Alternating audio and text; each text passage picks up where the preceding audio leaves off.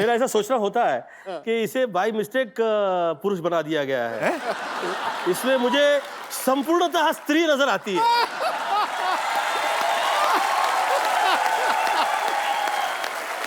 ये कैसे मतलब? आप बड़ा खुश हो।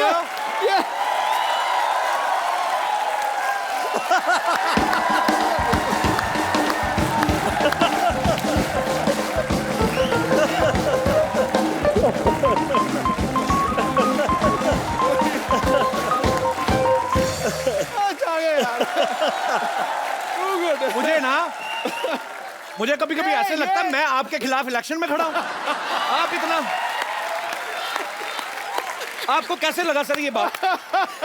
लगी मिर्ची लगी। इसका एक जो है कनेक्शन जो है वो जैसे लेडीज लोगों का लगा हुआ होता है।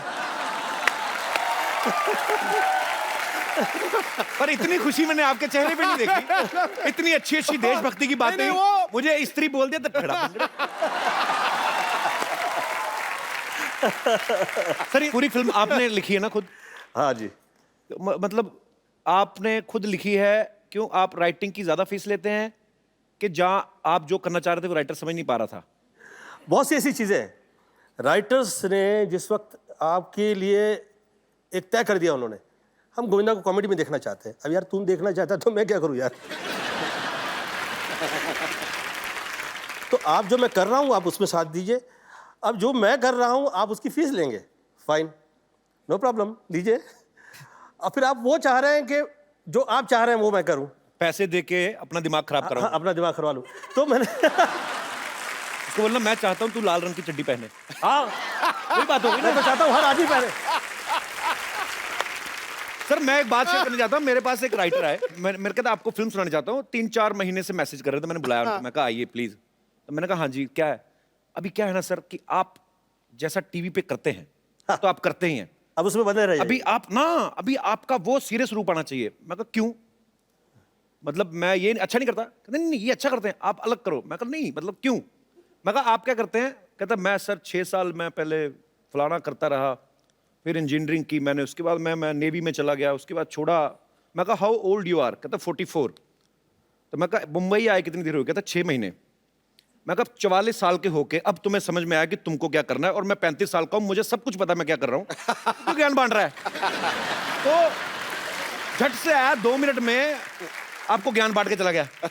मैंने कहा जो मैंने आपको आइडिया दिया ना इस पे काम करके आना, चलो गोली की तरह निकलो। सर एक बात पूछनी है।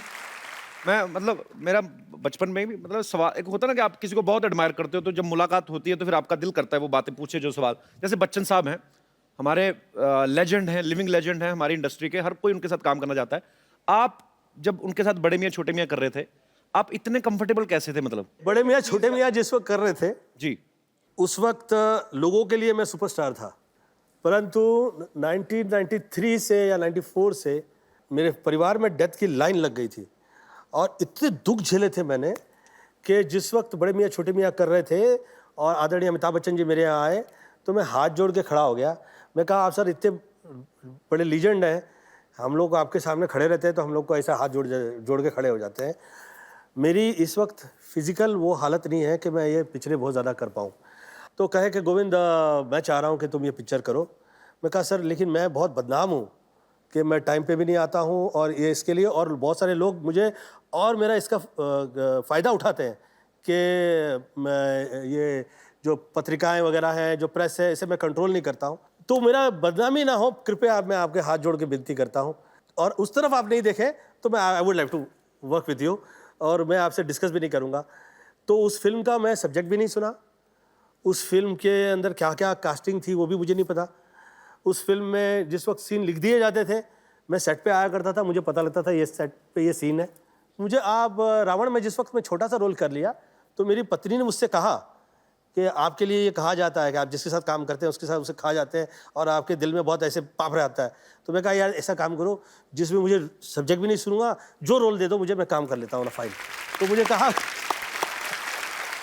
अच्छा उस पिक्चर में कपिल जी, मैं सुबह 4 बजे पहुंचा करता था। अच्छा, मेरी कभी तारीफ नहीं हुई। कभी ये नहीं कहा गया कि गोविंदा टाइम पे आया था, कभी ये नहीं कहा गया कि गोविंदा आके बैठा हुआ था पूरा दिन। एक्टर्स सेट पे काम किए जा रहे हैं। मैं कह रहा यार आज शूटिंग है कि नहीं है? मैं सुबह से आया हूँ। अच्छा मुझे 4 बजे बुलवाया गया। फिर मैं सोचा यार मैं इसको 4 बजे बहुत टाइम कहूँगा तो शायद ये एक टाइम तो लिख देगा ना कहीं, किसी पेपर में तो कहीं आ जाएगा।